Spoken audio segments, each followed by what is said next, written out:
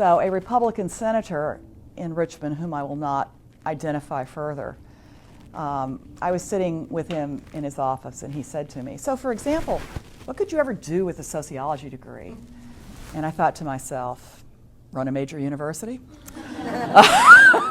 But I didn't say that because I knew that he didn't know that I had graduated in sociology, or he wouldn't have said it, and I didn't want to embarrass him. You embarrass somebody like this or cause him to lose face, and you will never regain any traction with them.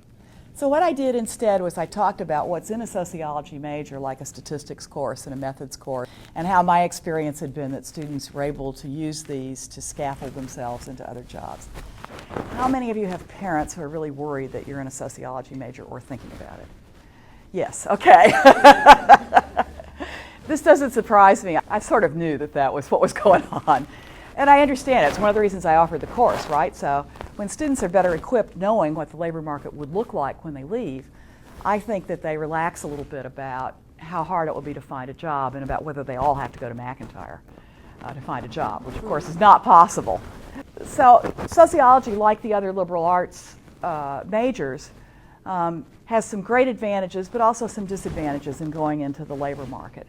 I think the advantage is that you've had the opportunity to learn to analyze things, sometimes things that are not common sense.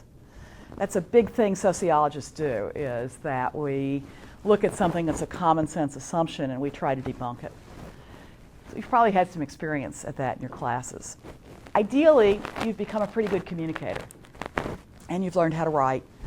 That's a skill that lots and lots of employers really need to have. So the ability to organize and to write, those are two important things.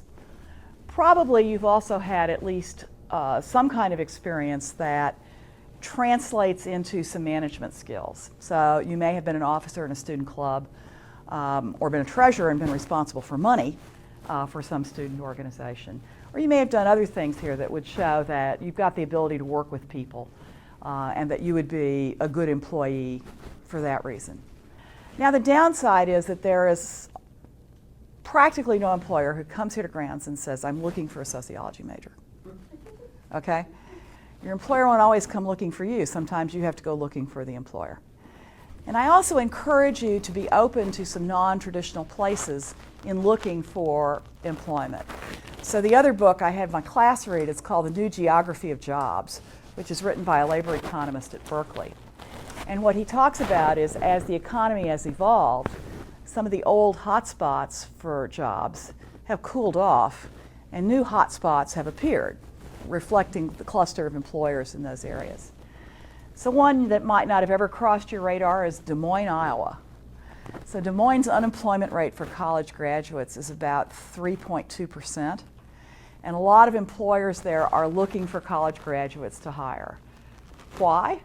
Because the people who graduate from Iowa and Iowa State want to go somewhere else. So they want to go to Chicago or some other place.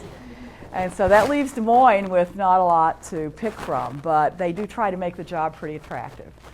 I've been to Des Moines. I'll tell you, it's not Charlottesville, but it's not too bad. So anyway, there are a lot of cities like that around the country where there are jobs going begging, but it's not where the population is. It's another one of those little demographic things, right? The people aren't where the jobs are. So anyway, looking in non-traditional places may also prove to be good for you.